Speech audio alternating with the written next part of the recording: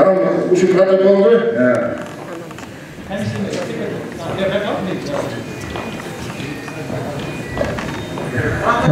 Yine bugünkü hani işte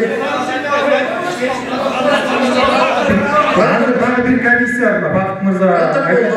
Protokolda oşa yerde narışene bolğonu büttügü жазылган.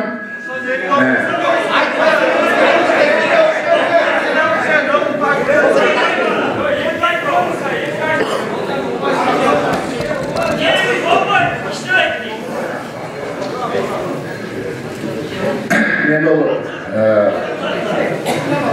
ertege bolup bereli Arya halkın kampaniyasında menen el menen tığış işlere geldigine janagı köp narушенияларды мына кылып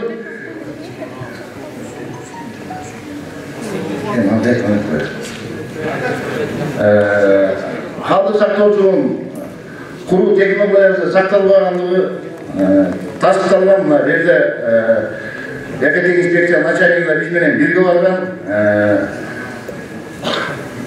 дагы курулушту курган компанияны ал чын-чынында эле өтө эле одоно бузулуп болгон. Аны эми актыларын берип койдук. Урматтуу туугандар. Мен ошо комиссия менен өзүнүн чыгарганы эртең өкмөтүнөн калдык сактоочу жайын технологияга тартакталбаганына байланыштуу келтирген кемчиликтери боюнча тиешелүү органдарга берилсин деп токтом чыгарып бердик протокол. Ушунун негизинде урматтуу туугандар мунун баары эле окуй бербей эле ушул 5 кайрылуу дагы кетти. 5 кайрылуу берген.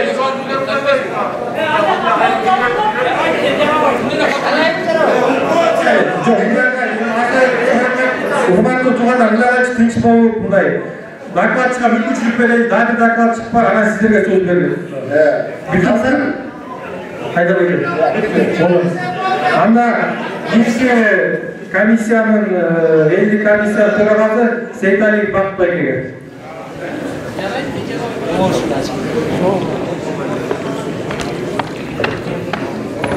Assalamu alaikum tуугандар, жана бүгүнкү чогулушка катышып аткан коноктор. Эми туугандарга бир сураныч, муну окуп бүткөнчө бир угуп коюңуздар, бүткөндөн кийин калган сурооңуздарга жооп бермек. Уруксат бериңиздер. Кыргыз Республикасынын Талас облусунун ыйгарымдуу өкүлүнүн Альянс Алтын компаниясынын жетекчисинин жана тиешелүү мамлекеттик органдардын катышуусунда 2020 жылдын 5 февралында өткөн элдик жыйында түзүлгөн элдик комиссиянын отчету.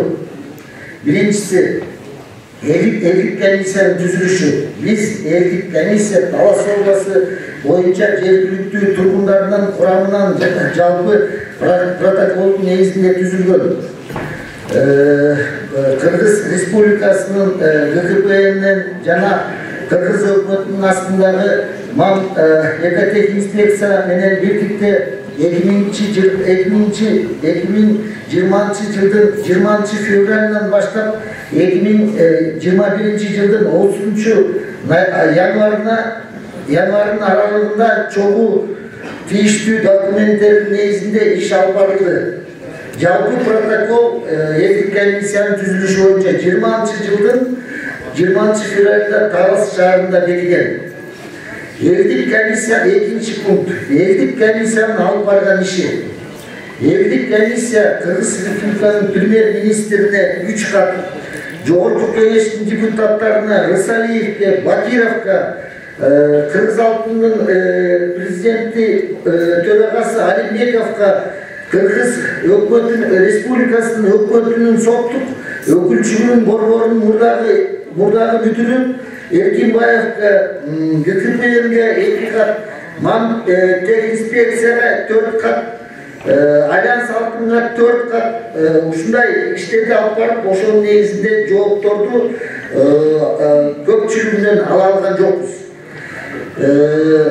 Алимбековго да Кыргыз Алтын буга чейинки ээлеген 40% боюнча суроо кат жазганыбызда, ал боюнча да эч кандай каяка кеткен, эмне болгону боюнча жооп ала алган жокпуз.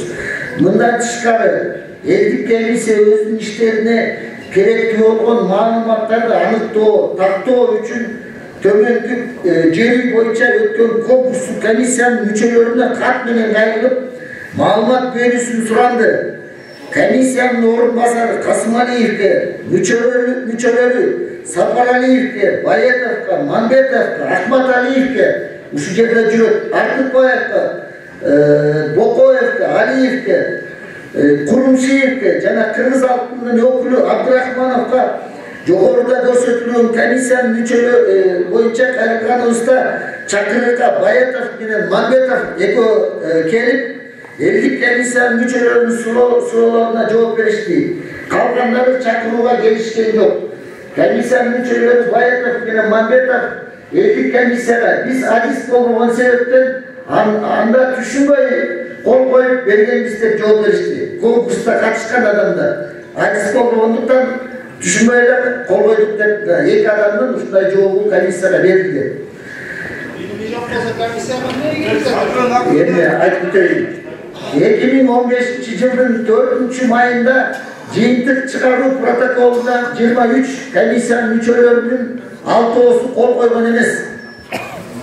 Алардын ичинен Талас областынан катышкан 4 комиссиянын мүчөсүнүн 2-өсү кол койгондон баш тарткан. Алар ошол кездеги Талас областынын губернатору Курманалиева жана Талас районунун акими Өзүбеков.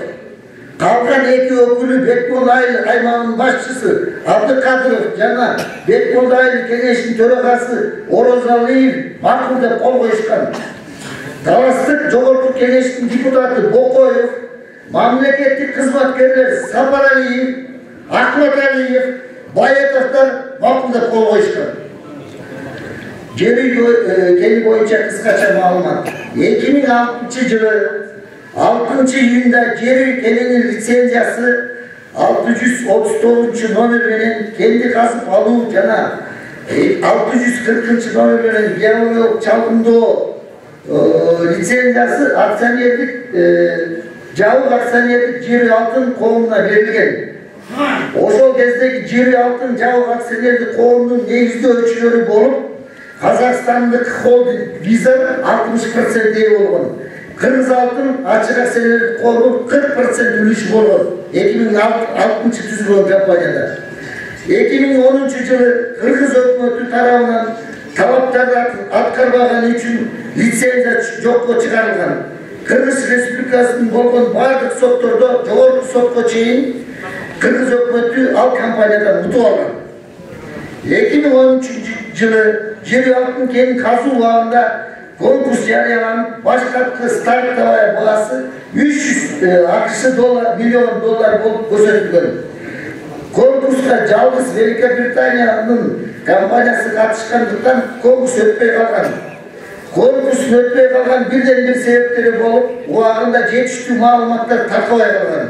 Конкурс жөнүндөгү маалымат өтөөрүнө 20 күн калганда биздин республиканын массалык маалымат каражаттарына эле берилген. Konkursun talaplarının biri konkurs tutkan taraf viza bilen bolğon bardыk talaş masalelerini jөнгө salуу jana soттук чечимдердин негизинде бардык чыгым төлөп берүүгө милдеттенмесин алыш керек болгон.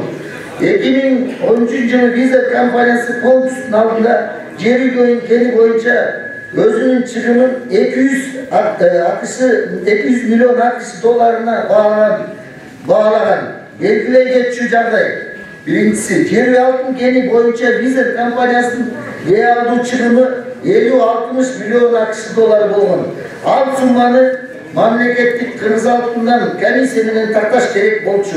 Kırgızstan tarap komissiya menен Visa kompaniyasının çıkımını tartagан emес. Visa kompaniyası anıktoочу. Yarın sesle durun, biz yerde sağla durun. Bilgiler. Asaka bunlar böyle. Asaka takipte saklayış.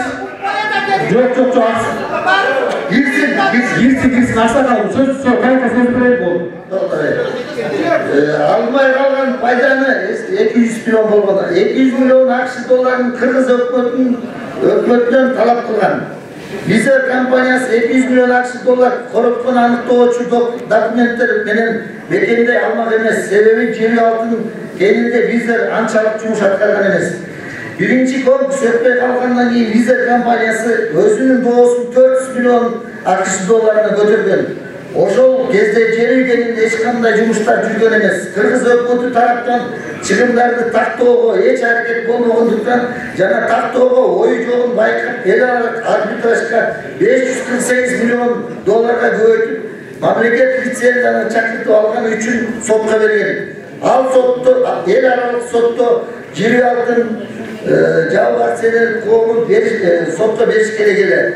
Анда 548 milyon AQSh инвестициялык чыгымдар болбогондугун Кыргыз алтын сотто тактай алмак. Эгер алар албай калган пайда болсо, анда Кыргыз алтын негиздөөчү катары 548 milyon 40%-на ээ болуш керек болчу. Vizer компаниясы 14-жылы сүйлөшүү жолу менен чечүүгө аракет кылып 100 milyon AQSh долларын берели. Андан тышкары дагы 40% мамлекеттин үлүшү калсын деп кайрылган. Геология агенттигинин ошо кездеги директору Зилалиев сүйлөшүүдөн качып, жолугуштан баштаткан. Ошол интервьюнун көчүрмөсү бул жерде тиркелген. Экинчи өткөн конкурста кен байлыктар боюнча закон одоно бузулган. Закондо көрсөтүлгөндөй кийинки конкурстун баштапкы баасы биринчи конкурстагы баадан азайбаш керек болчу. То есть 100 milyon эмес 300 milyonдан азайбаш керек болчу. Экинчиде ошону азайтып туруп 100 milyon берип койгон. Экинчи конкурска эки компания катышкан. Восток Геология жана Кыргыз алтын. Кыргыз алтындын инвестору болуп Англиялык Unity Gold Mining компаниясы катышкан. Кыргыз алтын конкурска 110 milyon AQSh долларын сунуштаган. Эгерде Кыргыз алтын утуп алганда мамлекеттин үлүшү ошол жерде болмок. Жыйынтыгында Восток Геология компаниянын 100 milyon AQSh долларына сатып алып, мамлекет өзүнүн дагы 40% үлүшүнөн куржалап калган. Буга 97 ошол кездеги баланс боюнча 97 тонна алтын жана геология чалгындоо аянттары кошулуп кеткен. Азыркы убакта Восток Геология компаниясы Vizer компаниясы менен байланышы бар казакстандык компанияга жер ülkeninin жана чалгындоо аянтынын 40% үлүшүн өздөрү жазып жүргөндөй 585 milyon AQSh долларына баалап өткөзүп берген.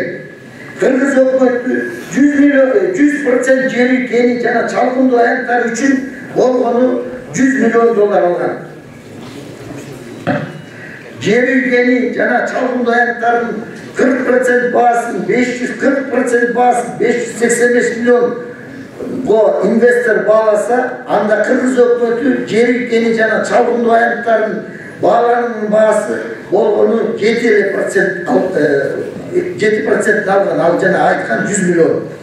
50 комиссия мындай чечимге кимдердин тиешеси бардыгын, ошол кездеги президент Атамбаевдин, премьер-министр Сариевдин, геология жана минералдык ресурстардын агентствонун директору Зилалиевдин бардыгын анықтап берүүсүн суранып, Кыргыз Республикасынын Генералдык прокуратурасына жана Кыргыз Улуттук коопсуздук мамлекеттик комитетине кайрылабыз. Төртүнчү, Альянс алтын жоопкерчилиги чектелген коом. Альянс алтын жоопкерчилиги чектелген коом төмөнкү лицензиялар азыр колдорунда бар. Номери 4230 лицензиясы 2015 жылдын 20 августунан 2035 жылдын 28 августуна чейинки мөөнөттө жер алтын кенин иштетүү максатында берилген. Экинчи лицензиясы 4231 номерлүү 2015 жылдын 28 августунан 2035 жылдын 28 августуна чейинки мөөнөттө жер алтын кенинде геологиялык чалгындоо иштерин жүргүзүү максатында берилген. Кыргыз өкмөтү же башка мамлекеттик мекеме менен иштөө шарттары боюнча эч кандай келишим түзүлгөн эмес. То есть бул эмнени айтат? 100% ээси тиги эки компания мамлекеттин ал жерде 1% жок дегенди билгизет. Алар кадимкидей эле баарыңарда эле налогун төлөйт, эмесин алып кетерин азырда кетебиз. Бешинчи, жери пайдалуу Казылып алынчу кенине карата жер казынасын пайдалануу укугуна конкурстардын тартиби жана шарттарынын аткарылышы. Жери пайдалуу казылып алынчу кенине карата жер казынасын пайдалануу укугуна конкурс өткөрүүнүн тартиби жана шарттары 2015-жылдын 16-февралында 41-токтом менен ошол кездеги өкмөттүн премьер-министри Отарбаев бекиткен. Конкурска катышуучулардын негизги талаптарында көрсөтүлгөндөй, конкурска катышуучу өзүнүн жер казынасын пайдалануу укугун алуу максатында конкурстук комиссиянын кароосуна төмөндөгүлөрдү күбөлөндүргөн маалыматтарды жана документтерди берүүлөрү керек болчу.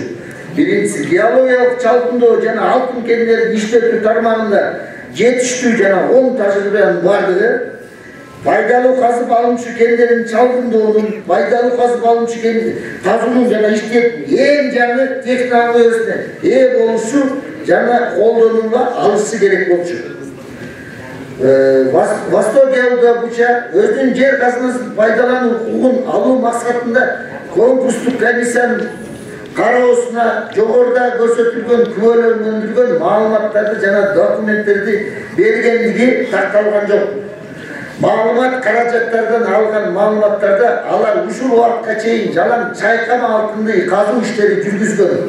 Конкурстук талапта көрсөтүлгөн ушул тармакта иштеген 5 жылдан кем эмес опыты жок болгон. Жер казынасын пайдалануунун негизги шарттары: кенди иштетүүгө долбоорду даярдап, мамлекеттик тиешелүү органдардан лицензия алган күндөн баштап 1 жылдан ашпаган убакытта оң эксперттик корутундарды алуулары милдеттендирилген. Иш жүзүндө 1 жылдын аралыгында кенди иштетүүгө долбоорлорду даярдап, мамлекеттик тиешелүү органдардан оң эксперттик корутундарды алууга жетишкен эмес. Экинчи, кенди иштетүүгө долбоорду даярдап, оң эксперттик корутундарды алгандан 3 айдан ашпаган убакытта алтын ылгалоочу заводду, мындан кийин ЗИФ деп айтылат, жана калдык сактоочу жайдын курулушун баштаганга милдеттүү болушкан.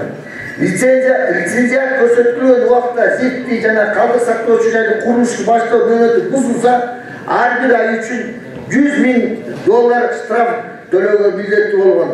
Көрсөтүлгөн сумманын 70% республика бюджетке, ал эми 30% бакубат талас фондуна түшүшү керек болчу.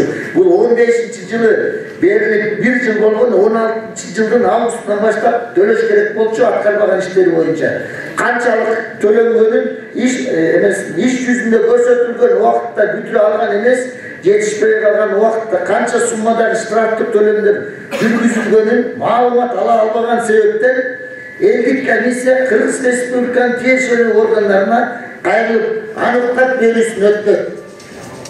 Үчүнчү, ЗИФ курулушу иши башталгандан баштап, бирок 2 жылдан кечиктирилбеген убакта ЗИФ өнөр жайлык пайдаланууга берүүнү камсыз кылуусу милдеттелген.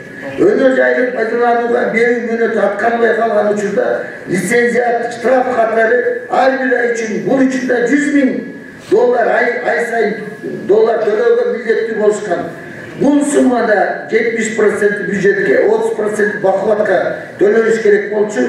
Жетишпей калган убакта канча сумма штрафты төлөмдөр жүргүзгөн маалымат алган жокпуз, эч ким берген жок. Элдик комиссия бул маселеде тиешелүү органдарга кайрылып аныктап берүүсүн өтүнөт. Техникалык долбоордо көрсөтүлгөн, бирок пайдаланууга берилген датасынын 6 айдан кечиктирилбеген убакта 50%ден кем эмес өндүрүмдүүлүктү ЗИФтин долбоордук кубаттуулугуна чыгарууга милдеттүү болчу. Аткара албай калган шартта штраф катары ар бир ай үчүн буга да $100,000 төлөйбүз деп милдеттеним алышкан. Көрсөтүлгөн сумманын да 70% бюджетке, 30% бакубатка түшүш керек болчу. Бул маселелер боюнча да жогоруда көрсөтүлгөн аткарылбаган үчүн жетишпей калган убакта канча штраф төлөмдөр жүргүзүүнүн маалымат ала албаган себептен элдик комиссия тиешелүү органдарга бул маселе боюнча да кайрылат. 5-чи, лицензия алгандан кийин 2 айдан кечиктирилбеген убакта жергиликтүү өзүн өзү башкаруу органдары менен Aldıdagi işler boyunca kelişim tüzүүгө милдеттүү болушкан. Андан тышкары жылына 3 жыл бою фондго 100 миллион сом, андан кийинки жылдарда жылына 150 миллион сом төлөш керек болчу. Элдик комиссия сураган маалыматты толук ала албаган себеп, бакуатка кайрылып толук ала албаган себептен бул маселени тактоо максатында тиешелүү органдарга кайрылып аныктап берүүсүн өтүнөт. 6-нчы бүтүрөй шашпай укула житти.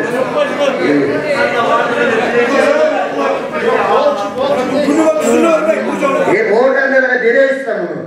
Жер ийгенине жана жер айылында укуктар менен байланышкан эл аралык соттордо жана Кыргыз Республикасынын сотторунда мурунку лицензият менен байланышкан талаш тартыш иштерде Кыргыз Республикасы жана өкмөт кызыкчылыктарын соттун чечиминде негизинде өзүбүздүн коргой жана бардык чыгышчылардын чыгымдарын жана жоготуларын ордун толтурмак. Кыргыз Республикасынын ГКПНин билдирүүсү боюнча Визер компаниясынын Кыргыз Республикасы өкмөтүнө берилген доо арызындагы 589 миллион доллар боюнча аудит өткөн эмес жана төлөп берүү боюнча маалымат документтер жок деп билдиришти ГКПН. Айлан салтын таратып жаткан 589 миллион ақш доллары Визер компаниясына төлөп бердик деген маалыматтарды тактоо иретинде элит комиссия генералдык прокуратурага кайрылат. Восток Елдобуча конкурстук комиссияга катышып атканда 7 инновацияны колдонуп жер үйдү кенен иштетебиз деп конкурсту утушкан. Алардын бири кендин көпчүлүк бөлүгүн жердин астынан казып алуу ыкмасы. Экинчи руданы алдын ала сенсордук технология менен ылгап алуу. Үчүнчү ылгап алынган руданы роллер пресс менен майдалоо. Төртүнчүсү концентратты 20 километр аралыкта жеткизүүгө гидротранспорт колдонуу. Сорт сионированиянын астында гравитациондук байытууну колдонуу. Сионит озон менен бөлүшүү, жетинчи кургак калдыктарды таштоо. Иш жүзүндө жогоруда сунушталган 7 инновациялык сунуштардын 5 аткарган эмес. Айлан салтын жабык компаниясы тарабын жер ülkeni боюнча түзүлгөн техникалык экономикалык негиздөөнүн ТОну бербеген себептен кендин биз сураган ТОну сурасак силерге толук маалымат берели деп. ТОну ушуга чейин 5 жолу кайрылсак 5 жолу тең бербей коюшту да. Ошол себептен биз булар конкурска катышып аткандагы берген кагаздардын негизинде төмөнкүлөрдү belirlep geçiş gerekten. Bunlar 6 yılın içinde 6 yıl içinde Cumşakan akçaların gayri Sibistoymas 578 dolar unsaga anan buların kaza gideşesi 1 milyar bu 1.200 bin dolar bir unsası menen eseptelegen esep. Oşunda bular azırkı keste bulba 1900 bular 1200 men eseptegen oşunda buların taza gideşesi 1 milyar 533 milyon dolar bolmokta. Bирок азыр баа көтөрүлгөн себептен bular taza көрөп турган келиши бул бир топко көбөйөт. Азыркы фактически эмени бербеген себептен айтылган жокпуз. Мындан тышкары налогко төлөмдөр 286 milyon dolar Kırgızistan'a tölemedi nalogdur. Nalog enes bütçetlik tölemdir. 52 milyon 8, 18. Sosyallık milletlerine 9,18 milyon. Jalpısının koşkonda bolcan menen 350 milyon. Jana milyarda жазылды ва iş yüzde gelgen 350 milyonun tegereğindeki nalogtor var mı koşkonda Kırgızistan'a faydasını alır. Bunlar azırkı bağ menen 1,5 milyon 333 milyon dolar faydan alıp getir. 1 milyar 533 milyon faydan alıp getir. Yeni keyinkisi Bakuat talas fondu boyunca Edik komissiya Bakuat talas fondunda kat menen ayrılıp bugünkü günge çeyinki fondlar kança finansı kararıp düştü, kaysı işlerge жумшалды деп кайрылганыбызда жалпыланган гана жооп алдык. Берилген документтер менен толук маалымат бергенге мүмкүн болбогондуктан элдик комиссия финансылык полициянын жетекчисине Жыбакеевге текшерип берүүсүн суранып кат жөнөттүк. Кат 4 ноябрда 2000 жылы жөнөттүк, бирок ушул убакка чейин азыр жообун ала элекпиз. Кеп казылып жаткан карьерде казуу иштеринин жүрүшүндө белгиленген аянттарда бош жер кыртышы жайгаштырыла баштаган. Биз муну 29 октябрда барганда өзүбүз көрүп келдик. 2018 жылдын 26 январында номери 059-PD 099-218-2018 номери менен берилген эксперттик корутундуда казуу иштери башталганча бош жер кыртышы жайгаштырылуучу жерлерде жаандын, каардын жана жер астындагы чыккан суулардын болбосуна шарт түзүү керек болчу. Бул эксперттик заключениеде көрсөтүлгөн. Элдик комиссия барган учурда жогоруда көрсөтүлгөн шарттар аткарылган эмес. Бош жер кыртыштары Кашка суу жана поселковый суулардын нугуна жана башаттарына жайгаштырылган. Мындан тышкары тоң жерлерде жайгашкан бош жер кыртыштары астында калган тоң жери эрип, суулардын башаттарын толук басып калуу коркунучтары бар. Экинчиси, кен чыккан аймактын жер кыртышында никель, титан, хром, нитрий, стронций оор металлдардын көлөмдөрү предельно допустимый концентрациядан ашыкча. Бул проектте жазылган. Чоң чыккан суусуна оор металлдардын ар кандай булганган суулардын кошулуп кетүү коркунучу турат. Үчүнчү, карьерден аянттардан жана жолдордон булганган жамгырдын, каардын жана жер астынан чыккан суулар атайын тазалоочу сооружениялардан резервуарлар, отстойниктер курулуп, тундурулуп, анан жер суусуна кошулуш керек эле. Керектүү чаралар аткарылгандыктан ар дайым булганган суу жер суусуна кошулуп турган. 8 августта 2020 жылы кен казуу иштери жүргөн аймактан булганган суу түшүп турганын жергиликтүү тургундар ордунан барып бир нече жолу такташкан. Видео материалдардын баарын көз азыр көрсөтөбүз. 2016 жылдын 7 июлда берилген 0021-046 мамлекеттик экологиялык экспертизанын корутундусунда көрсөтүлгөндөй проектте көрсөтүлгөн иштер аткарылбаса, мамлекеттик экологиялык экспертизанын корутундусу автоматтык түрдө күчүн жоготот деп көрсөткөн экспертизада. Проектте көрсөтүлгөн иш-чаралар аткарылбагандыктан карьердеги бардык жумуштар токтотулууга тийиш. Мына азыр эле чогулушканда мен ЭКТ инспекциянын директору айттым, проектте көрсөтүлгөн иштер аткарылбаган үчүн казуу иштери бүгүн токтотуш керек. Төртүнчү, Керей көлүнүн айланасында 9 мөңгү жайгашкан. Проектте 9 мөңгү кен жайгашкан аянттан 12-15 километр алыста деп көрсөтүлгөн. 9 мөңгүсү тең нары депчи. Кен казуу аянттарына жакын жайгашкандары бар жана кен казуу жумуштары мөңгүлөргө кандай таасир берери проектте аныкталган эмес. Проектте жазылган хвостохранилище мөңгүлөргө таасир бербейт деген. А бирок кен казуу иштери кандай таасир берери проектте айтылган, аныкталган эмес. Алтын ылгалоочу фабрика жана калдык сактоочу жай боюнча. Калдык сактоочу жайдын проектисинде мен азыр буюрса аны көрсөтөм. Карабай айылынан 7 километр жайгашкан деп көрсөтүлгөн. Карабай айылы калдык сактоочу жайдан болгон 2 километр аралыкта турат. Экинчи, калдык сактоочу жайдын проектисин түзүүдө шамалдын багыты, күчү жана мезгили аныкталган эмес.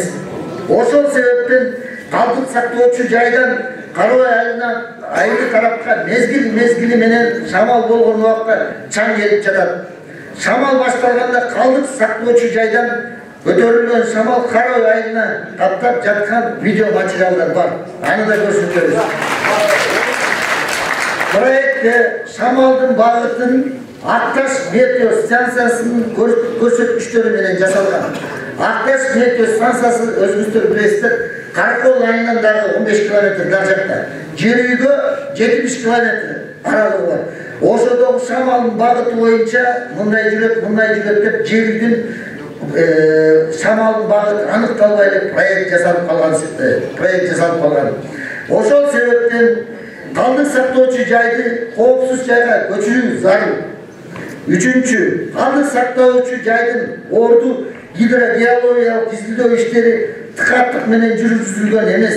Альянс Алтын компаниясы элдик комиссия гидрогеологиялык изилдөөнүн документтерин тактоо иретинде сураганда берген жок. Алардын айтымында суу 65 метр тереңден чыгат деп билдиришүүдө. Ал жердин аты Чоң Булак сайы. Бургулоо иштери жүрүп жатканда жергиликтүү тургундардын айтымында 6,5-7 метрден суу чыкканын айтып жатышат. Казуу иштери жүрүп жатканда тереңдиги 1 метрден ашык аянтты 600 метр квадраттык көлмө пайда болгондугун фото жана видео материалдар менен тастыктап бере алабыз. Көргөн балдар да бул жерде отурушат, айтып бере алат. Калдык сактоочу жайдын астында, жер астындагы суунун болбошу керек. Ушул себеп боюнча калдык сактоочу жайды да коопсуз аймакка жылдырбаса болбойт. 4-нчү, элдик комиссия 20-жылдын 29-октябрында калдык сактоочу жайды айта кетүүчү нерсе, биз 20-жылдын 20-февралында жумушту баштап, бирок карантин деген себептен ишти алып бара алган эмеспиз. Biz birinci жолу компанияның иштеп атканын birinci жолу 29-октябрга гана киргенде мүмкүнчүлүк алдык. Жанагы эме өзгөрүп кетип, тиги переворот болуп кетип, айбек кызмат келгенден гана кирдик. Ага чейин киргенде бизге эч ким уруксат берген эмес, киргизбей келишкен. 29-октябрда калдык сактоочу жайды көргөнү барганда көчөрүлгөн геомембрананын тешилип калганын жана курулуш иштери проектте көрсөтүлгөн технологияны одоно бузганын аныктап берген. Геомембрананын тешилген жерлерин аныктап, ордунда Альянс Алтын компаниясынын өкүлдөрүнүн катышуусунда акт түзүлгөн. Геомембрананын айылып калган себеби анын үстүндө төгүлгөн чоң жана кичине таштарды оор техника түртүп түздөгөндө калыңдыгы 2 мм геомембрана тешилип калган. Комиссия тешиктери бар деп бул проблеманы жарыя кылып чыккандан кийин компания чет өлкөлүк сенсор фирмасын чакырып текшертип, дагы көптөгөн айылып калган жерлерди таап жатышат. 21-жылдын 21-январында компания тараптан чакыруу менен барганыбызда калдык сактоочу жайдан дагы көптөгөн чоң жана ар көлөмдөгү таштар бар экени дагы аныкталды. Проекттин курулушу технологиясы сакталбагандан кийин геомембрананын бүтүндүгүнө, анын дагы гидроизоляциялык кызматкаларына эч кандай кепилдик жок.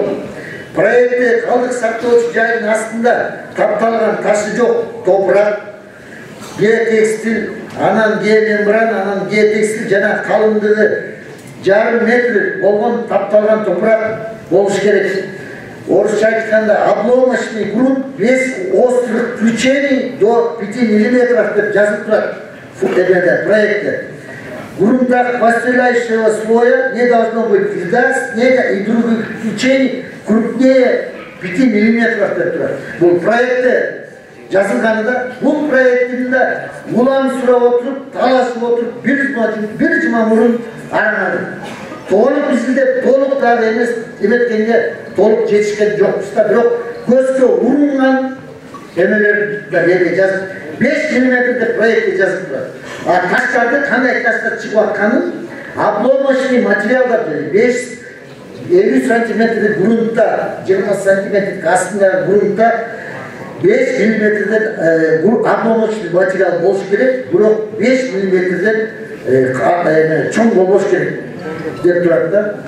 5-нчи, Жогоруда көрсөткөн проблемалар болуп жатат. Тиешелүү чараларды көрүңүздөр деп 29-январда 20-жылы Кыргыз өкмөтүнүн башчысы Абылгазиевке, Талас областынын өкүлү Рихардын өкүлү Бураталиевке, ГКП төрагасы Осмонбетовго, Мамтек инспекция жетекчиси Жунушевке курчап турган чөйрөнү коргоо жана Токой чарбасынын директору Аманкуловго кайрылганбыз.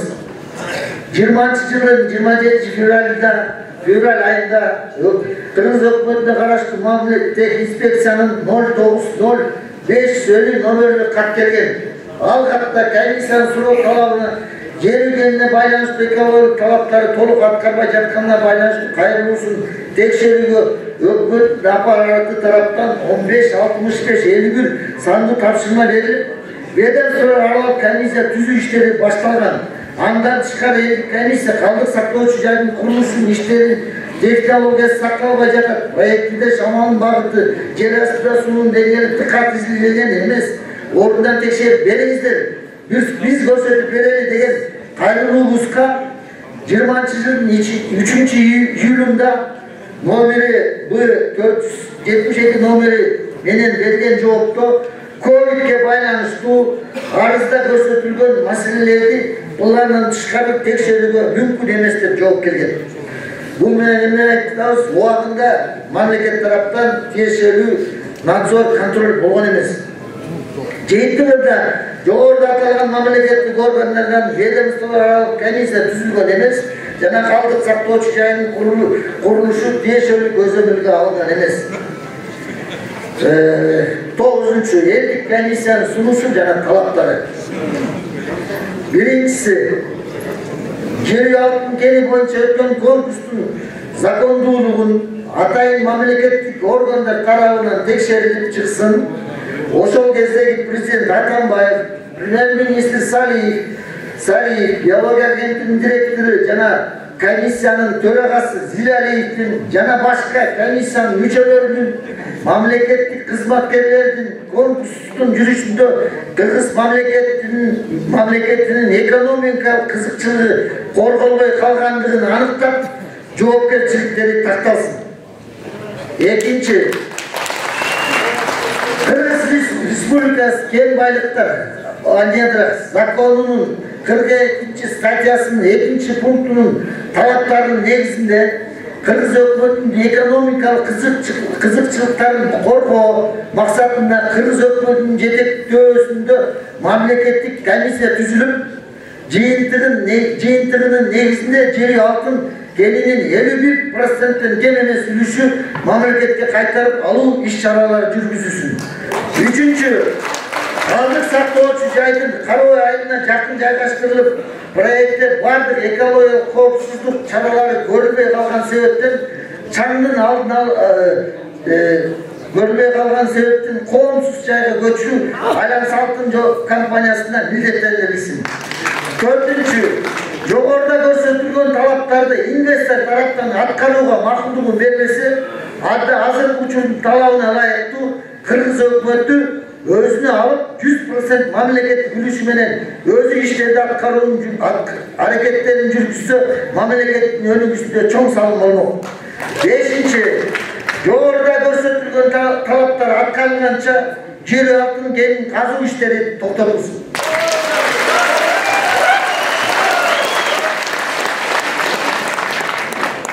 Комиссия жыйынтыгы туугандар ушул. Суроолор болсо жооп бериңиз.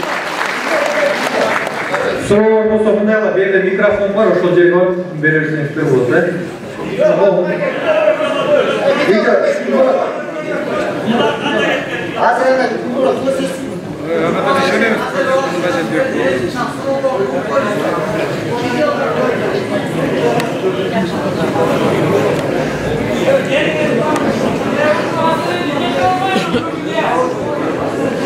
Ayarda oturan чиновниктер, ушуну көрүп алсаңар, мындайда биз жыйынтыгыбызды логика бар төбө, басмаңыздар. Эл чечип потом будешь тура. Разрешать это вперед. Алтын алят. Приехал, чай пил, уехал, ишке.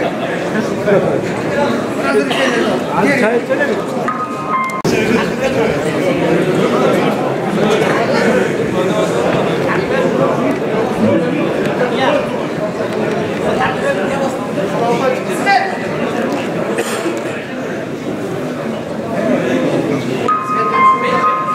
Акыркы 20 жылдан ашык убакытта 10 жакын афералык компаниялардын колуна өткөн жер ийгени боюнча бүгүндө көп суроолор жоопсуз калууда. 3 жыл мурда кендин орусиялык компанияга сатылышы маселени чечкендин ордуна татаалдаштырды. Жер ийгени конкурска коюлганда баштапкы баа 300 миллион доллар болгон. Бирок сынактын экинчи турунда кен кандайдыр бир себептер менен 100 миллион долларга орусиялык Восток Ялдабыча компаниясынын колуна тийип калган. Жер ийгени боюнча келишимге келсек, кен сатылганда ортодо техникалык, экономикалык негиздеме, экологиялык коопсуздук боюнча келишимдер ачык бойдон калган. Мындан улам жер ийгенинин тегерегиндеги экологиялык кырдаал боюнча талаш тартыштар бүгүн да токтой элек. Ал эми келишим боюнча Восток Ялдабыча түзгөн Альянс алтын ишканасы 2018 жылдын апрель айына карата алтын фабрикасын куруп бүтүрүшү керек болчу. Бирок ал курулуш кечигип, өкмөт аталган компанияга келишимди аткарбаган ар бир ай үчүн 100 миң доллардан, жалпы эсепте 5 айга 500 миң доллар айып салган. Ал Кыргызстан компания курулуш иштерин бүгүн да аягына чыгарып, жумуш орундарын түзүп, келишим шарттарын аткарган жок. Буга чейин жер ийгенидеги жабдуулар, техника, жер участокторун көрүүгө коюп, Бажаевдин компаниясы Орусиялык ВТБ банкынан 180 миллион доллар насыя алуу боюнча келишим түзгөнү белгилүү болгон. Кенди күрөөлөр банктан насыя алуу маселеси да Кыргызстан менен болгон келишимде каралган. Бул маалыматтардан кийин жер ийгенинин да жакын арада ишке киришинен күмөн жаралат. Мыйзамы бекем, кубаттуу Орусиянын талаптарын аткарбаган Бажаев Кыргызстан менен түзүлгөн келишимдерди толук ишке ашырбай кирет. Мындан улам коомчулукта Бажаев 100 миллион долларга арзан колго киргизген жер үйдү кайда кымбат сатууну көздөп жатабы деген шек пайда болууда.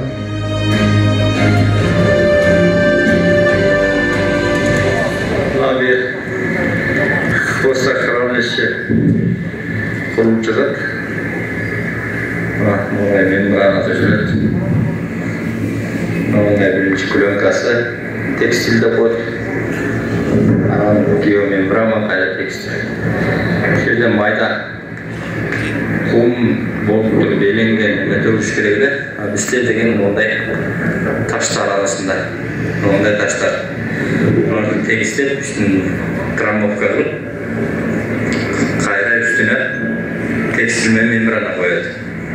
Ошондо бул вибрация болгондо могу таш астыңкыны тешип жертип салат. Анан асты көрүнбөй калат дагы, үстүндөгүлөр басылып калат, ошол менен 3 кабат болуп кетет, көрүнбөй калып атат. Мына мондай таштар негизи болбош керек.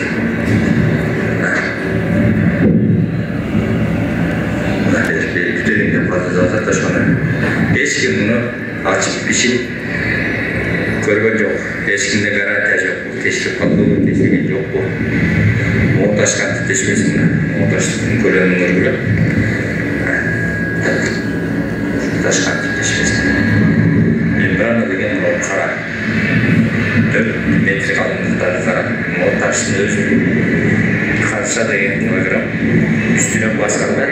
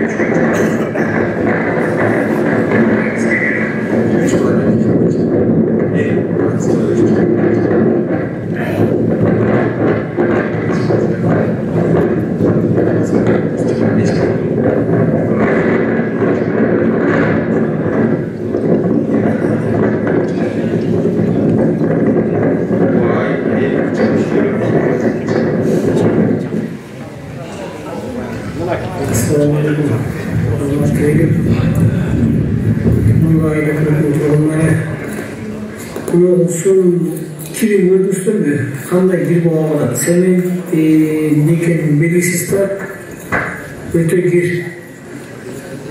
Şu su kuldan besleyin gelip böyle hazır. Cağalmayacaktan düşkünde boğalar da cağalmayın demesi var. Zavatları öldürmeye. ушул жактан агып келип чоң сууга кошуп атат ушу мына сай менен кирип атат. Сай менен агып келип кыз көрүнүштөр. Кыскасы ушу сай менен чоң сууга кошулат. Эми өтө бир суу уюп катты декелер жейге катып калыптыр. Эмне экенин белгисиз. Баары бир модатта зелден сошолсун биз ушу чоң суудан суу ичип атабыз азыр. Бул жака баардыгын кошулган. Карачкына. Экотух инспекция дейт. Экотух инспекция жер такалап жүрүбү. Шуну караса болот.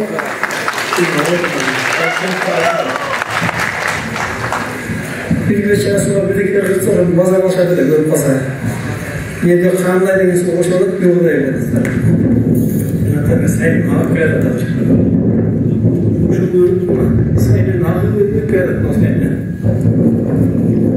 Gelip. Az çok soğuk boşuma geri şey tutmuş. Öyle. Bunlar tabii çok evet. Dostlarım, köprüye çıkmadık hala. Köprüye çıkıp çıkarıp.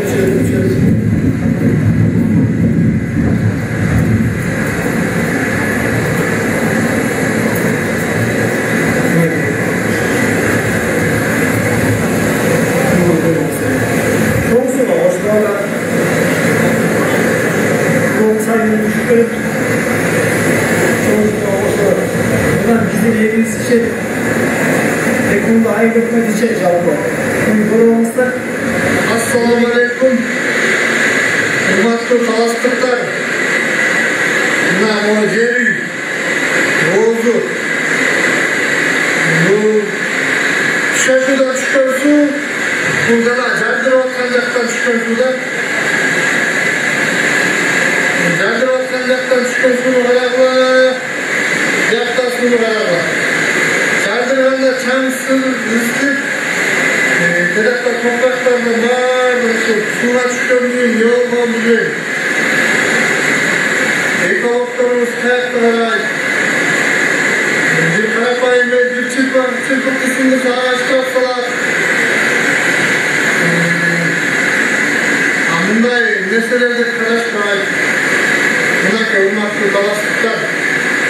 Biz Talastık maksimum eteğin suyuyla suyuca ıslat. Anca ziyanlar bilmeyin.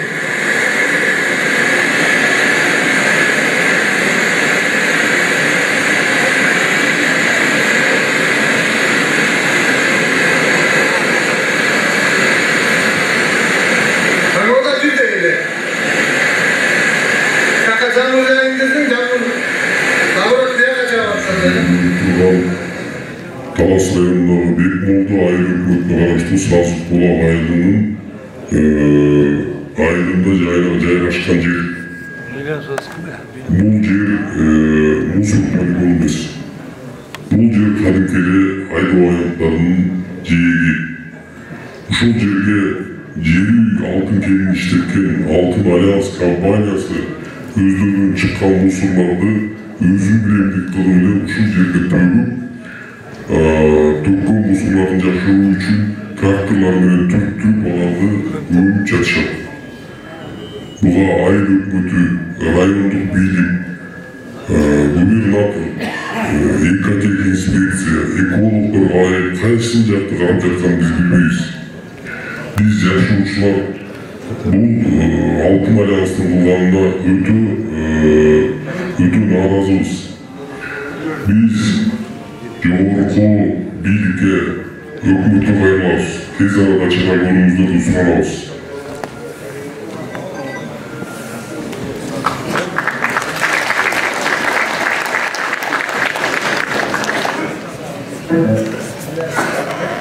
Андарды айлан салытының өкіліне сөз білейді. Ана билікті органдар жооп берсін,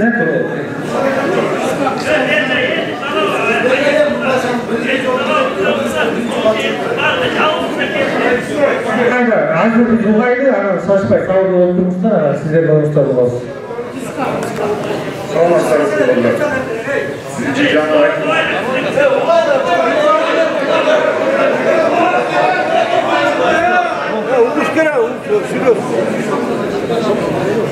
Жаңа айтылып кеткен сөздер бойынша biraz айтып өтейін. Республикада инвестиция 410 миллион айтып кетті жаңа Бақыт мырза. Ал үшін банктан кредит 190 миллион, 220 миллион акционерлерден келген. 190 миллионды 184 миллион işletildi, 220 миллионды 207 миллион işletildi. Андан кейін жаңа айтылған сұрау 589 миллион визаның арызын төлеп деген, мен ойлаймын бұл мемлекетімен ошол акционерлердің ортасындағы сөз болуш керек да. Алардын ортасында биз мисалы үчүн билбейбиз, чындыгын айтыш керек. Андан кейін 100 миллион жаңа айттык, конкурста берилген. Анан налогтор ушул күнгө чейин 840 миллион сом бөлүнүп берилди. 15 жылдан бери курулуш иштери жүрүп жатса ушундай эле продукция дагы деле чыга элек. Андан кейін жаңағы Бақыт мырза айтып кетті, әрбір кечиккен ай үшін 100 миңден төлеп беріш керек деп, азыркы күндө 2,5 миллион бөлініп берілді. Бұл жаңағы кечиккендер бойынша 18 жыл 6 миллион, 19 жыл 0,6 миллион, 19 жыл 1 миллион, 20 жылы 0,9 миллион. Доллар. Андан кейін бақуат талаш бойынша тұрғандар барыңыздар деп білесіздер. Бұл жерде ешқандай жашыруын ештеңе жоқ. Бүгінгі күнде бақуат талаш арқылы 600 миллион доллар, доллар енді сом келген. Бірінші 3 жылда келісім бойынша 100 миллиондан келген. Андан кейін 2 жылда 150 миллиондан келді. Ақырғы уақытта август айында 150 миллион сом келді. Ал азыр ішке беріле баштайды. Анын бақуат талашты ішіне бөле келсек, азыркы күндө кредитке 380 миллион, ошол 600 миллион. Ал эми жанагы жеке ишкерлерге андан кийин мал багытында 220 миллион сом берилди. Анын ичиндеги кредит берилгенден кийин кредиттен кайра келүүчү акча бар. Ошол менен биригип 380 миллиондун ордуна азыркы убакта 516 миллион сом элге берилген. Жанагы жерде 1963 адам алган. Анын ичинде 313 миллион жанагы кичине жана орто бизнестер бар, ошолорго берилген. Андан кийин 164-65 миллион жанагы айыл чарбасына берилген. Андан сырткары айта кетсек болгондар, мынау 16 жылдан бери ар кандай администрациядан жана башка керектери үчүн болгосварительный неме деп коет, өз ыктыярынан берүү боюнча 16 жылы 16,16 миллион сом берилген. Анын 14 миллиону жанагы көчмөндөр оюна жардам болгон. Андан кийин 17 жылы 1,17 миллион сом берилген. 18 жылы 3,12 миллион сом, анын 1 миллиону Чыңгыз Айтматов Аксакалдын 90 жылдык юбилейине ушул администрацияларыбыз болгондо берилген. Андан кийин 19 жылы 9,8 миллион берилген, анын 7 миллиону мына талашта өткөн көчмөндөр оюна которуп берилген. 2020 жылы 1,5 миллион берилди. Андан сырткары ушуну алып көрсөк, мисалы үчүн 32,8 миллион болуп атат. Андан сырткары мына өзүңүздөр билесиздер, 20 жылы ковид деген балакетке баарыбызды ооруп не болгондо акционерлердин чечими менен 10 миллион сом ушул Талас областынын муктаж болгон нелерге берилсин деген. Алардын баардыгы ар бир дары, ар бир алып берилген жана буюмдар, медициналык тетиктер баардыгы ошол больницаларга жеткирилди, баардыгына жеткирилди. Эч мындай жашкартылган нерсе жок. Отчетторду кааласаңыздар, биз баардыгыбызды не болду? Себептерде биз өзүбүз алып келип берип жаттык. Биз акчалай берген жокпуз. Баардыгын жеткирип берип жаттык. Ошондой убакта карап туруп ошол кыйынчылык болгондо 270 адам ушул немеде Таласта жанагы муктаждар бар экен, область боюнча. Аларга дагы биздин жумушчулар un, may, jana başka gülüç siyasi nesilerdi үйлеріне алып барып, жоғарыда жоғын жеріне анша-мұнша мұқтаж болған көп балаларға барлығына жеткізіп берішті. Андан сырттардағы айтып келе тұрған нәрсе, біздің жер үйгені Бекмолда айылында жайғашқандықтан, мына айылдың басшысы тұрады, жыл сайын қайдайды бір жұмыс болмасын. Жол тазалау, арықтарды тазалау, барлық жұмыстарға біз техниканы бөліп, постоянно, значит, bir kat gerek, oşanın üstünde berip turabız. Al summalar dediler, жылына 300 günden dediler, 700 günge çeyin akşam түседі. Al jalan biz hiç nime bolmayız, başka yerden berip turabız.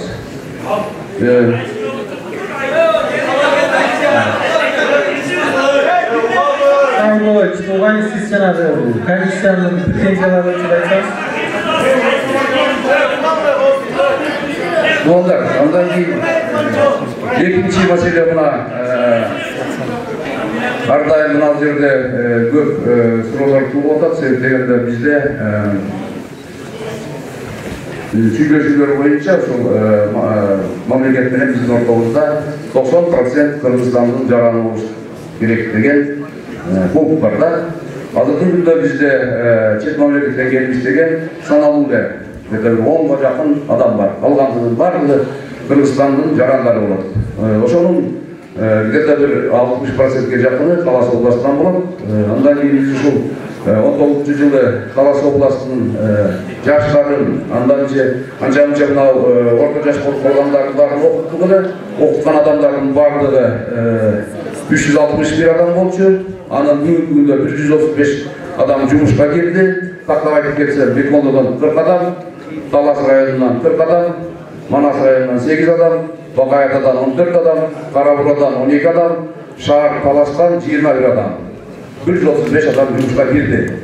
Андан кийин дагы биз мынау фабриканы куруп ишке киргенге чейин 137 адамды жұмышқа ошол окуп келгендердин арасынан алганга даярбыз. Ошондо ошол 361 адамдын ичинен 30 адам аттестациядан өтпөй калган экен. Андан кийин анча-мынча немени тартип бузууларды кылган үчүн алар кеттетилген экен. Ошондо биздегилер 29 адам резервде калат болгондар. Бул да болсо мен чоң ийгилик деп ойлойм. Ушул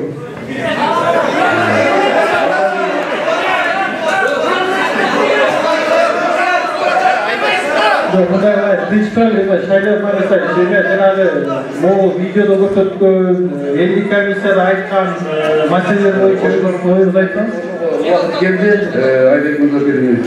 Биринчи карьер боюнча баштайт. Карьер боюнча жанагы сууну тазалоо долбоору бизде 5 этаптан турат. Ал карьер эң жаңы башталып келди. 10 гектар болгон жерди биринчи этап боюнча биз жанагы суулардын алып кетиш үчүн арыктарды казышыбыз керек. Андан кийинки жылы экинчи этапта 22 гектар болгондо биз ошол жанагы тазалоо станциясын курабыз. Былтыр эле куруп жасайын десек, 20-жылы өзүңүздөр көрдүңүздөр, бизге подрядчиктердин кириши өтө оор болуп калып, көп жумуштар мына 1 жылга тартылып, фабриканын курулушу да 1 жылга кечикти. Өзүңүздөр билесиздер муну. Мына быйылкы жылы дагы бюджеттаны кайрадан карадык, май айынан башталат жумуш. Экинчи суроо постапайнышы боюнча болгондор.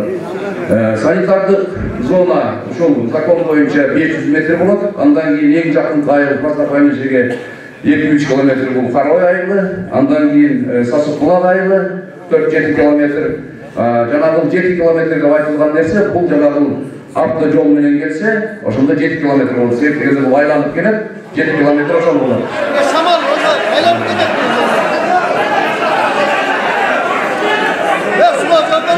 Шашпай атып, бияк бүтүн аны бияка жазылсаңыздар, сүйлөйсүздөр, Şimdi benim sözüm. Aynen kurtarın şaşmaz. Айтпайын, мынау неме бастапан жерimiz бүгін азыркы заманбап технологиямен курулуп атат. Кыргызстанда мындай бастапан жер биринчиси 14-жылдан баштап жанагы Бозумжакта курулган, андан кийин Макмалда деп айтты, андан кийин Мындай да байкелер азыр баарыбызга сөз кетет. Маселе мугалай азыр. Аталарды кеткенсіз бе сөйлеп Туугандар, мен сиздерге болгон нерсени айтып атам. Эгерде уксаңыздар угуңуздар, укпасаңыздар айтыңыздар. Эгер себеп дегенде бул эки тараптуу бул неме болуш керек, сөз болуш керек. Туурабы? Себеп дегенде бир тараптуу болгондо анда туура эмес болуп калат. Мен айтып берип атам. Бул технология ошол 14-жылдардан баштап Кыргызстанда келе баштаган. Бул жанагы кургак, жарым кургак сактоо деп коет.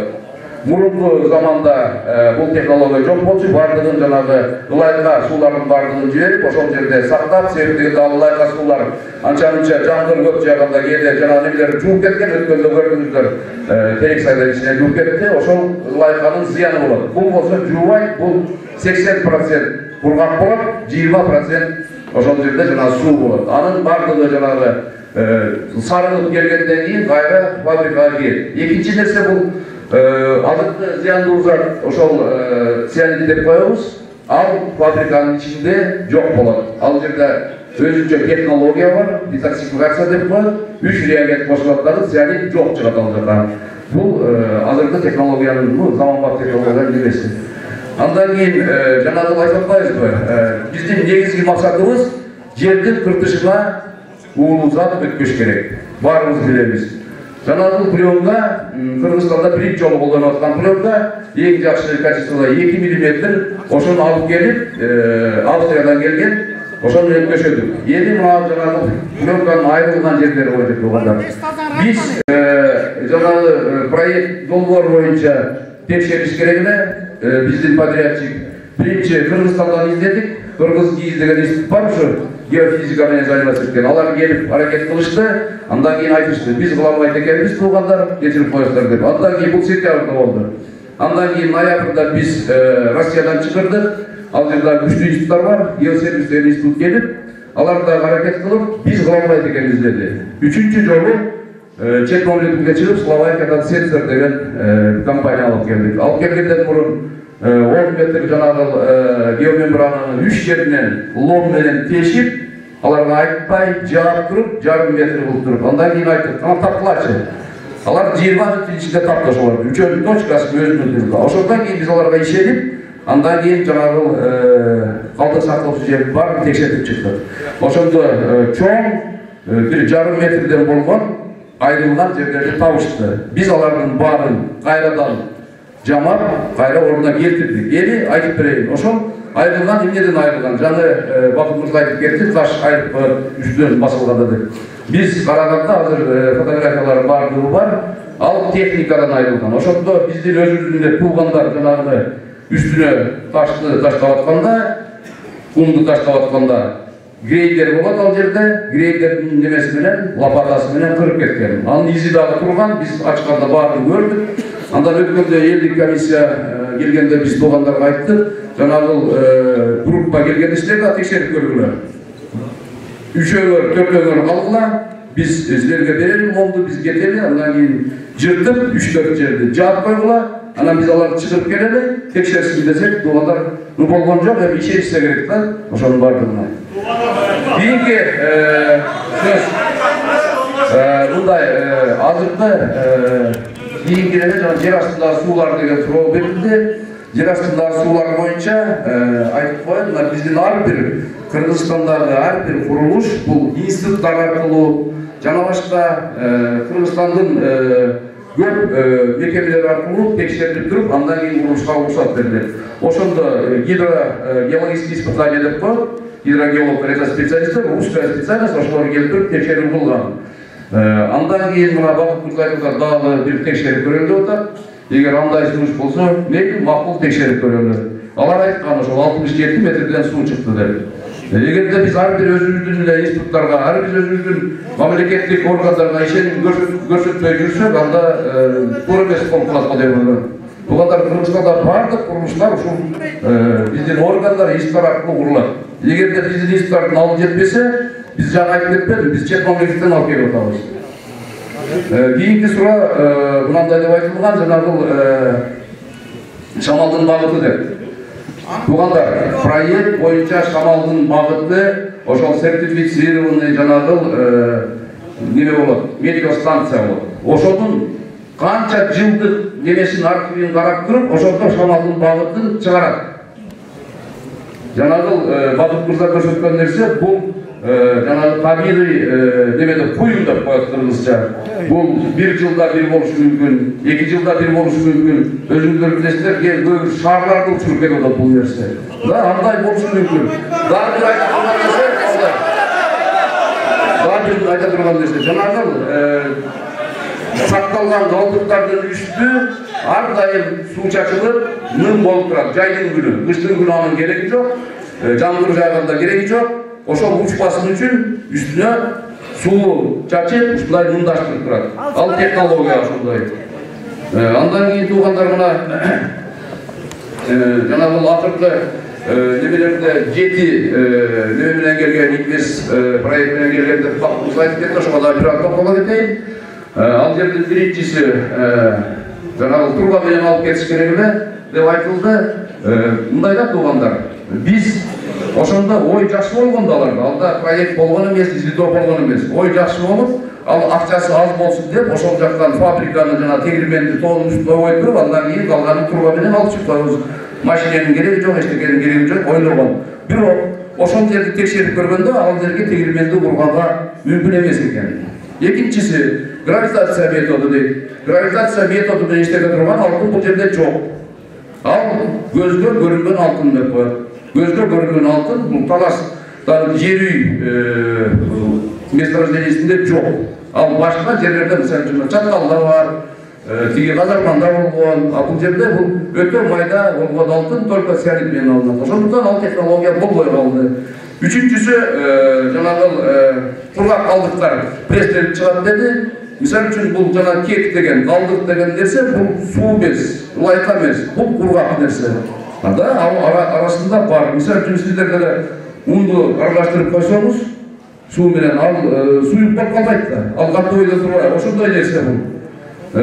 Да, келгенде ошондой 7 неме менен келген. Кайсынысы ошонусу оң келсе ошону жасайбыз деген. Но изилдөөлөр проектте көрсөткөндө ошол аркылуу кийин иш жүрүлөт да. Анан ал деген жанагы презентация деп коет, биринчи өздөрүнүн багытын ар дайым келгенде түшүндүрөт. Мисалы үчүн мен деле бир строительдер чыгырсам, кандай кылып мына жерди саласың десем, ал айтат, мындай кылсалар, примерно 50 миң, 30 миң, 20 миң болот дейт. Кийин эсептеп келгенде башка акча чыгат, башкача салынат да туугандар. Бул ошол сөз. Рахмат. Барда бересиздер, азырдагы Артем Эдуард видеосын анан кийин суроо бериңиздер, дешти. Анан суроо берип аткандар. Бересиздер, азыр Артем Эдуард видео алсын, мындай. Анан сиздер суроо берип айтыңыздар, кимге суроо бересиздер, ошол жооп берет. Мынакей, маселе Артем Эдуард чектеңиз. Эчкача.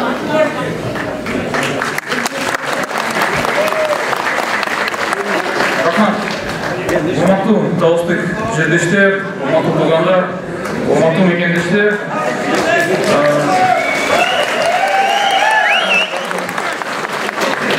Биринчиден, мен жыруй адвокат эмесмин. Мен бул проекттин интерес жок. Мага президент биз өкмөттүү берүү интерес бар. Бул мамлекеттик интерес. Урматтуу мекендештер, уруксат берсеңиздер, мен расмий тилде айтып коеюн. Уважаемые друзья, я посмотрел сейчас видео, те нарушения, которые выявили, и хочу сказать спасибо комиссиям, которые работали, изучали ту ситуацию, которая есть на месторождении Джируй. Сейчас стоит задача максимально реализовать этот проект правильно. Вы знаете,6 января я был на фабрике, я был на объекте, я был на хвостохранилище.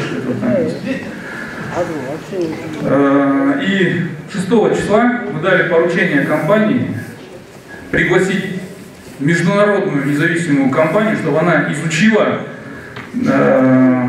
состояние мембраны, состояние хвостохранилища.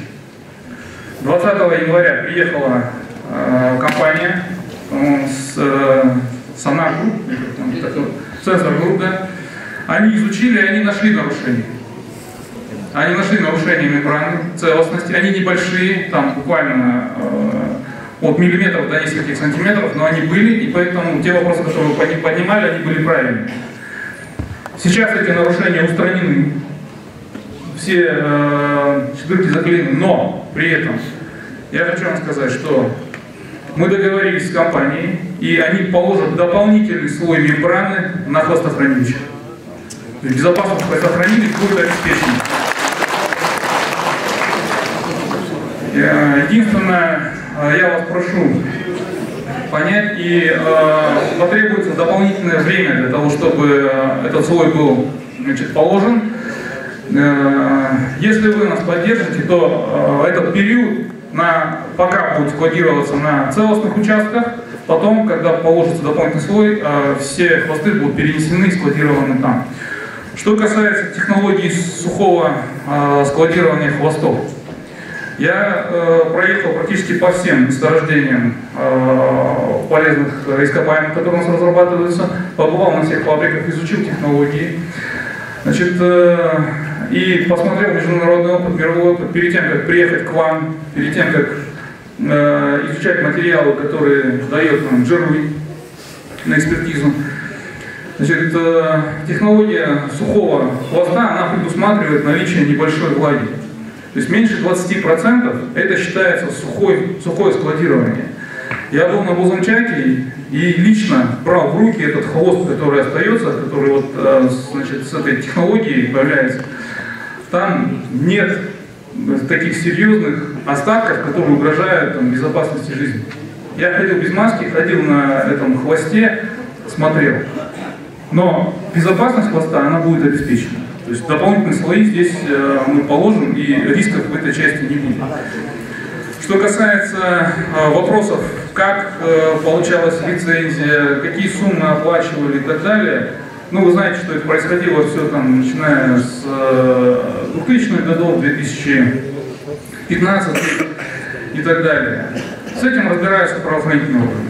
Они в этом ключе работают. Но у нас правовое государство в Романтуне-4. У нас есть преемственность. Если компания получила разрешение на работу, если она вложила инвестиции, если она работает, мы не можем выгнать инвестора. Тогда к нам ни один инвестор больше не придет. Как нам развивать экономику?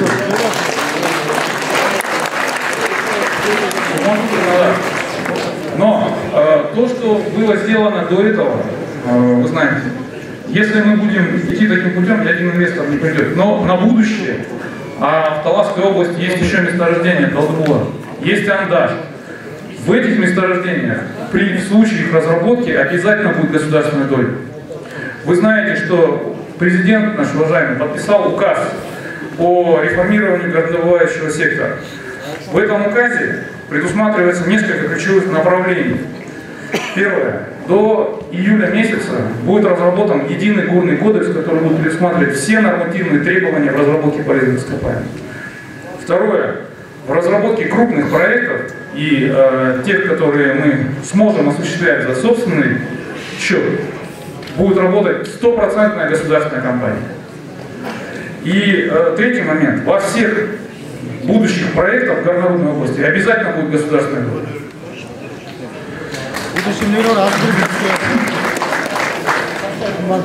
Что касается вопросов, которые поднимала комиссия, и вот по воде, то, что здесь было показано, в течение следующей недели будут направлены все необходимые специалисты на месторождение Джеруй, экологи, МЧС, значит, санитарные службы. Мы полностью проверим по качеству воды, по состоянию, по розе ветров дополнительно, то, что сейчас было озвучено.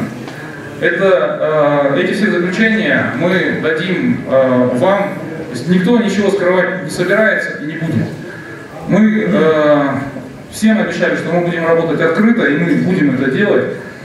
Поэтому в течение следующей недели мы разберемся по этим вопросам.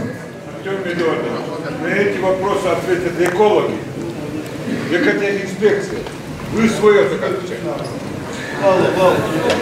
Я о чем хотел попросить и сказать. Месторождение Джируй – это очень крупный объект в Алмазской области. Он вносит очень большой вклад, и в том числе в развитие экономики. Пока фабрика не запущена, они платят почти 900 миллионов сомов налогов в доход бюджета. С момента запуска фабрики объем отчислений в бюджет увеличится до 4 миллиардов. 4 миллиарда сомов – это те деньги, которые будут получать наши пенсионеры, наши учителя, наши врачи. Это зарплата, это реализация проектов инфраструктуры. Более того, на сегодняшний день, вот я внимательно слушал,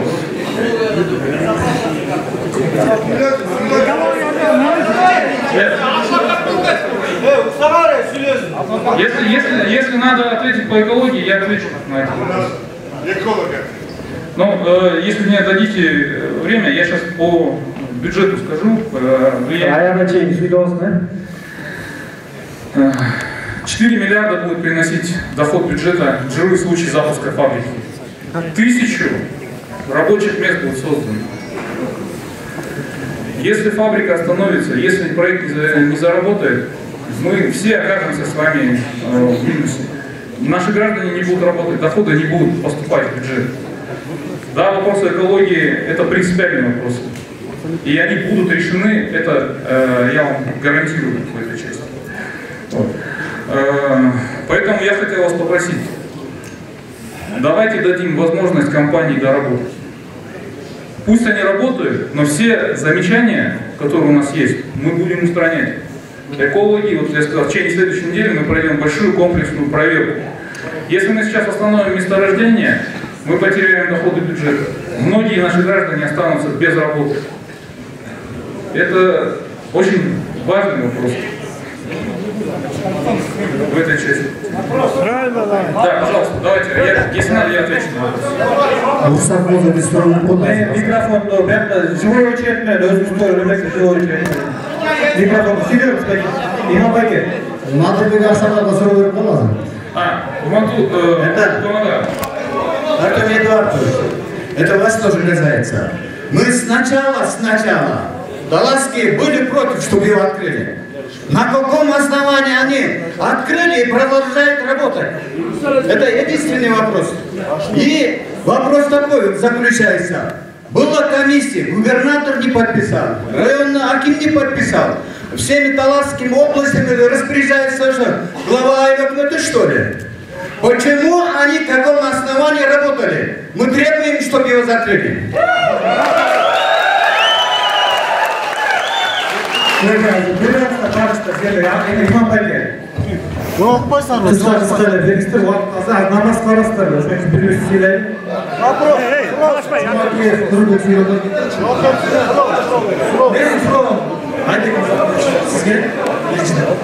Siz ушуларга чейин каршы болуп келдиңиз, келгенсиз, баары билет.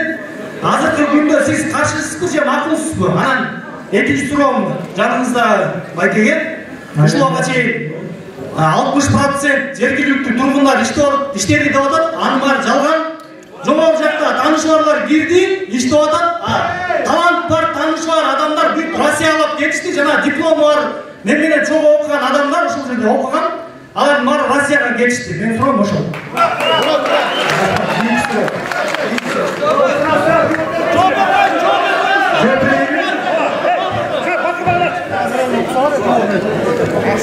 Ар биригер атыңыздарды, анан айылыңыздарды айтып койсоңуздар. Биринчи кайсы айылдан, атыңыз ким? Атым Нурбек, Ботурек айылынан. Ботурек айылынан. Пeki мурунку Аксакал протоколго жазып коюп. Мурунку Аксакал кайсы айылдан? Атыңыз ким? Аксакал, мурунку суроо берген, кетип калды.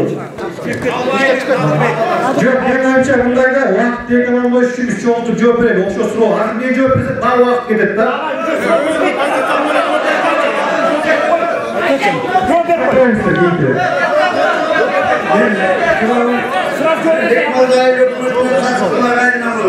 Ben Tayyip Mırgı'dan buna Covid'de açıp atak. Ben Mart ayında gubernatörü da kaybını yazsam. 2 ay boyu buna bütün Türkler karantin oldu. 2 ay boyu bunlar karantin yılgan yok. Ben gubernatorga kayını yazsam bir ay o şehirge yatıp işletip yer üdögülördü yatırıp işletti bizim Mekbol'da ayılıp gördüm. Buna Covid'de ayıpta yardım verildi. Covid en birinci talaşka Covid yer üdön çıktı. Ben hoşuma ayıplayım dedim. Zaten sayıp olayım. Ben yer üdön Covid çıkkanda bizim ayıdan baytıyoruz. Erkinde Cuman Ali Berkin'deki baytıyoruz kaçış oldu. Buna Koşon'un kompensasyasında töle bergen yok buna. Töle bergen gerek olsun şular. Bakayım degen, buna Azra'yı doğadır. Bergenin tuğalıktan 60% gümüşçü alınsın doğadır. Buna yalgan ayıp doğadır. Buna 60% alınmayı gerek olsa güçlü bunları tekşer görgülü. 10% dene bol kadar. Başkalarına da siler. Vakit çekmek bana tutarmazdı. Geyik sıra. Kompensasyası sonra versin buna. Cumhurbaşkanı da Koşon'un gençleri banası da alıngan yok. Geyik sıra. Assalamualaikum. Hurmatlı tuğanlar. Bugün barımız üçün jeri masalesi boyunca gelip oturamiz. Berde özüm atım Bakbek, Arkeom aytып alat, sizler жұмыш мына қамсыз боласыңардарчы. Бізде Талас елінде 250 000 халқы бар, ел бар. Анын мейлі болып тұр, 1000 жұмыш менен қамсыз болсын, қалғаны осы емне болабыз. Мына мөңгілердің бардығы қазылса, еріп кетсе, біз жалаң полия менен, жер менен, диқаншылық менен, мал шаруашылық менен иш кылабыз. Анан кейін биздин экология бузулгандан кийин 7 жылдан кийин мейлизин жерди өзүнүн эмесин казып кете берсең, мына президенттер деген эле болот да, кетип калат. Эл биз калабыз. А биз кайга барабыз? Кайсы элге барып эл болобуз? Күйгө барабызбы? Биз экология бузулгандан кийин эч ким кепилдик бере албайт. Бак, кыскача кийинкисине берели.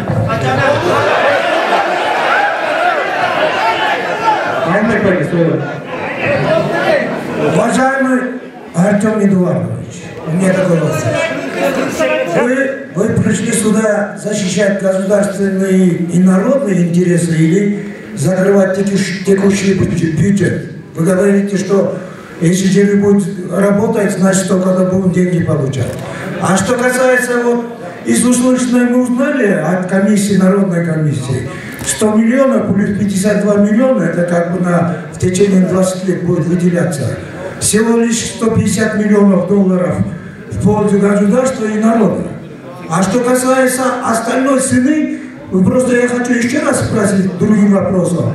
Сколько вы оцениваете стоимость жилья на сегодня? Почему? Потому что деньги еще не выкопаны, они залежат находятся, поэтому мы должны быть предусмотрительны.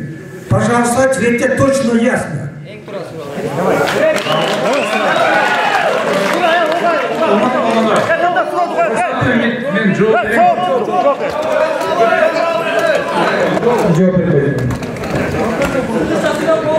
Я вам сказал, я не являюсь адвокатом жюри. Мы только за государственный интерес. И член. Что касается доходов, которые получит государство от этого проекта, 4 миллиарда сомов, это в год будет поступать в бюджет. Это не за все время работает. Каждый год мы будем получать 4 миллиарда от работы этого месторождения. 100 миллионов, которые уже получили, они были направлены на строительство 105 школ по всей стране. Плюс судебные иски, которые были в адрес правительства на 586 миллионов долларов, компания урегулировала сама. Вложили 400 миллионов инвестиций. Но вы говорили по цене на золото. Я могу сказать, что в нашем законодательстве предусмотрено изъятие сверхдоходов от стоимости золота. При себестоимости, при расчетной цене 1200, следующая градация, каждые 100 долларов мы получаем дополнительные проценты с общего оборота. Только в прошлом году доходы от горнодобывающей отрасли увеличены были на 6 миллиардов сомов. В этом году, если все правильно, они увеличатся еще больше. Гарантия предусмотрена в законах, она прописана.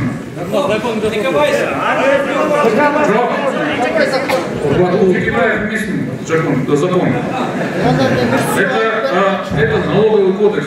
уважаемые друзья, там четко прописано, что при цене 1200 мы получаем столько процентов, 1300 столько процентов, 1400 и так далее. Сейчас при цене 1900 мы фактически газодобывающие компании сейчас платят больше 22% всех налогов и доходов от валового оборота своего. Эдуардович, можно я разъясню? Вы, наверное, немножко не поняли. Вы не поняли, 4 миллиарда, вы говорите, 4 миллиарда сомов. Это примерно в этих 46 миллионов долларов. Они пишут, за 23 года будет платить налоги всего 350 миллионов. А нет, это так и есть. И потом похвастались, проблема только не в ране. Не только в ране, вы, наверное, не поняли. Проблема в подземных водах, проблема в водах, проблема в испарениях. Поэтому однозначно надо передвигать. По-другому нет.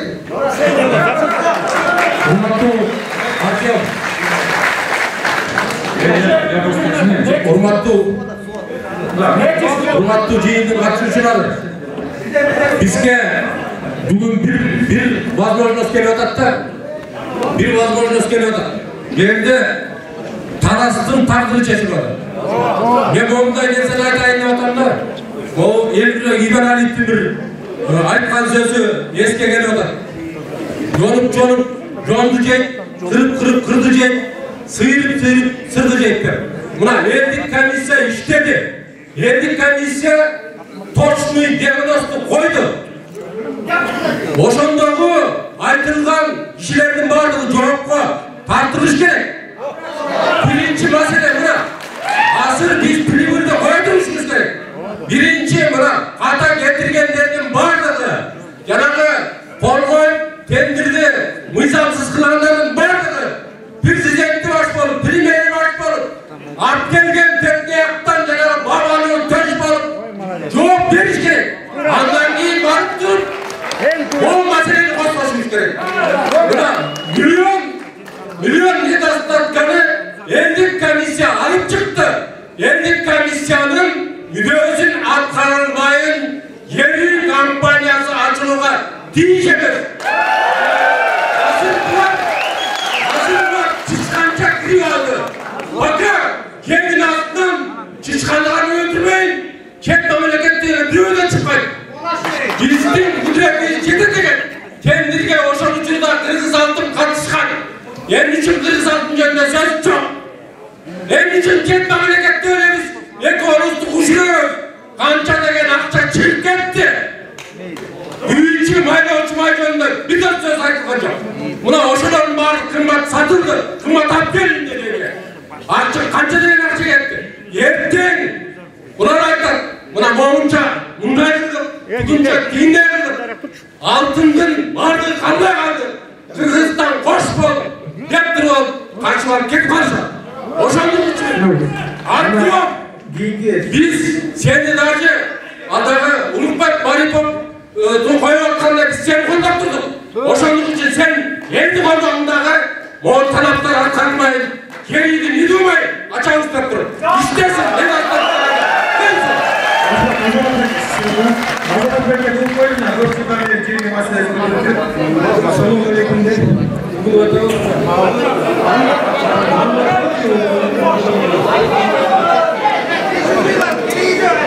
Что, как это? Как судились мне? Слышите? Согласен, биринчиден салом алейкум сиздердин учурашайын. Экинчиден бул Бишкектен келген кишилерге рахмат айтайын көңүл бурганга. Анан берде мен бир аз бир барактай расмий тилден окуп чыгайын. Калган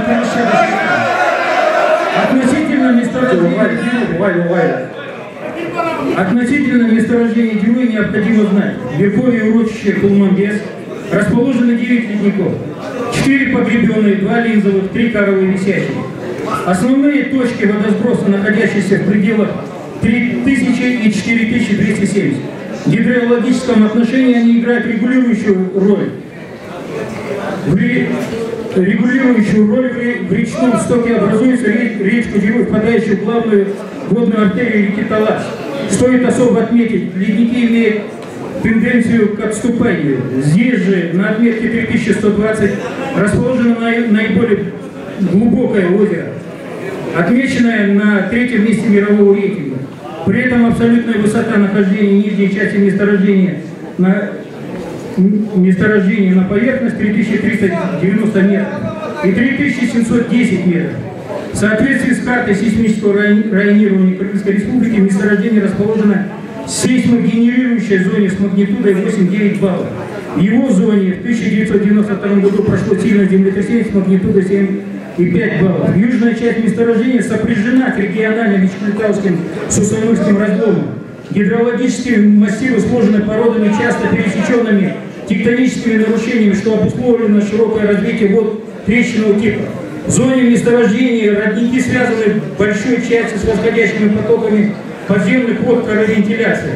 Повышенной водообильностью характеризуются участки, приуроченные к зонам разлома. Грунтовые воды залегают на глубине. Вот здесь говорил один специалист 67 метров. Это ложь. Здесь указано от 1 метра 5-10 метров. Водообильность 5-10 литров в секунду. Также в урочище Колумбес расположен исторический памятник Гумбез-Бакай конца 19 века. Исторические памятники находятся под охраной государства, относятся к исторически-культурным заповедникам. Согласно закону Кыргызской Республики об охране исторического культурного наследия Кыргызской Республики, в местах расположения исторических памятников осуществлять работу, связанную с ландшафтными изменениями, не допускается законом. На предгорном плато Кулмамбес в 2007 году отмечены эндемики Кыргызстана из видов Красной книги. Радиола Бориса Литвиновского, тюльпанка Покровского. Более того, на всех участках разработки месторождения имеется значительный запас растений, используемых в качестве пищевых эфирных лекарственных растений. Следует особо отметить, в связи с производством открытых горных работ на почву земли будет оказано наиболее значительное антропогенное воздействие, такое как изменение гидрологического режима почвенного покрова, состава и кислотности почвенных вод, заболевания земли и почвенных покровов вследствие уничтожения гидрологического режима осваиваемой территории, загрязнение почвенного покрова вследствие выброса загрязняющих веществ в атмосферный воздух и их последующего осаждения на землю. Письмо от 2006 года «Экология Казахстана», адресовано Министерству геологии Кыргызской Республики, свидетельствует об опасности возникновения аварийной ситуации на роднике Дерой, обосновывается специалистами расположения месторождений в зоне сейсмически активной зоне 8-9 баллов, близость Вичкалитауской с Сусамырским региональным разломом. Разрывные работы приведут к сильным землетрясениям, усилится ультрафиолетовое излучение, что повлечет к исчезновению парниковых эффектов вследствие выброса загрязняющих веществ в атмосферный воздух, ускорится процесс загрязнения и таяния ледников, а также заражение подземных водных источников. Для всех видов животных и птиц навсегда будет потеряна кормовая территория и места их постоянного обитания в местах расположения рудника и хозхранилища. Вот здесь, уважаемые представители правительства, где-то уважаемый представитель правительства сказал, что государство преследует то, что, как говорится, будет поступление в бюджет. И все действия будут осуществляться в рамках закона, правильно? У нас существует закон о государственной экологической экспертизе.